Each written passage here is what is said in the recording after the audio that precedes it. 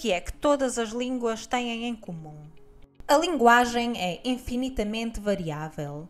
Cada um de nós pode inventar um número infinito de frases na nossa língua materna e somos capazes de o fazer desde tenra idade, quase logo que começamos a comunicar em frases. Como é que isto é possível? No início dos anos 50, Noam Chomsky propôs a teoria de que a chave para esta versatilidade era a gramática. Cameron Morin apresenta os detalhes da teoria da gramática universal de Chomsky. A linguagem é infinitamente variável. Cada um de nós pode inventar um número infinito de frases na nossa língua materna e somos capazes de o fazer desde tenra idade, quase logo que começamos a comunicar em frases.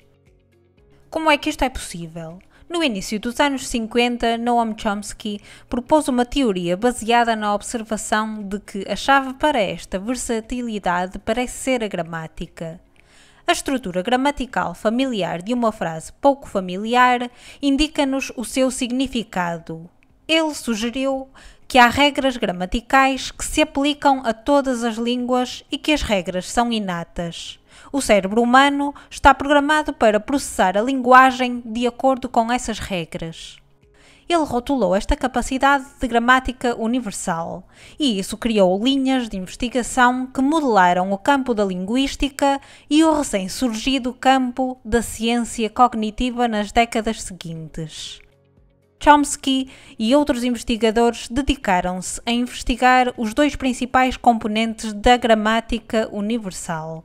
Primeiro, se existem de facto regras gramaticais que são comuns a todas as línguas e segundo, se essas regras estão programadas no cérebro.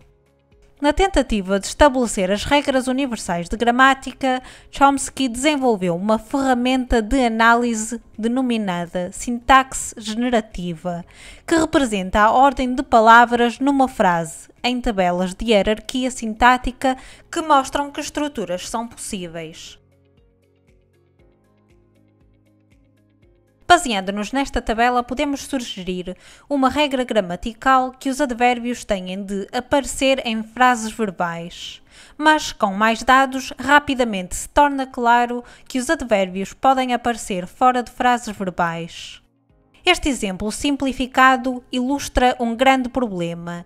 É necessária muita informação de cada língua individual para estabelecer as regras para essa língua, antes mesmo de se começar a determinar que regras é que todas as línguas poderão ter em comum. Quando Chomsky propôs a gramática universal, faltava a muitas línguas o volume de amostras gravadas necessário para as analisar através da sintaxe generativa. Mesmo com muitas informações, mapear a estrutura de uma linguagem é incrivelmente complexo.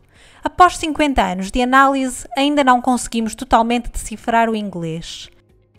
À medida que eram reunidos e analisados mais dados linguísticos, tornou-se claro que as diversas línguas mundiais são muito diferentes, desafiando a teoria de que existem regras gramaticais universais.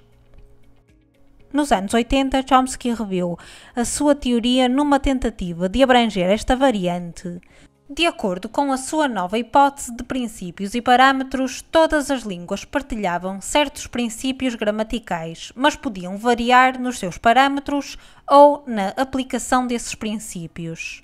Por exemplo, um princípio é que cada frase tem de ter um sujeito, mas o parâmetro de se o sujeito deve ser explicitamente declarado pode variar entre línguas. A hipótese de princípios e parâmetros continuava sem responder à questão sobre quais eram os princípios gramaticais universais. No início da década de 2000, Chomsky sugeriu que só existia um princípio comum, chamado recursividade, que significa que as estruturas podem estar dentro umas das outras. Reparem nesta frase que incorpora uma frase dentro de uma frase dentro de outra frase. Ou esta frase que incorpora uma frase nominal numa outra frase nominal. A recursividade é uma boa candidata para uma regra gramatical universal, porque pode assumir várias formas. No entanto, em 2005, os linguistas publicaram descobertas numa língua amazónica chamada Piraha, que aparentemente não tem nenhuma estrutura recursiva. E quanto à outra parte da teoria de Chomsky, de que a nossa faculdade linguística é inata? Quando ele inicialmente propôs a gramática universal, a ideia de que havia um aspecto geneticamente determinado na aprendizagem de línguas teve um grande impacto revolucionário. Isso desafiava o paradigma dominante chamado behaviorismo. Os behavioristas defendiam que qualquer comportamento animal e humano, incluindo a linguagem, era adquirido do exterior pela mente, que começa como uma página em branco. Hoje em dia, os cientistas concordam que o behaviorismo estava errado e que existem no código genético mecanismos biológicos para a aprendizagem de línguas.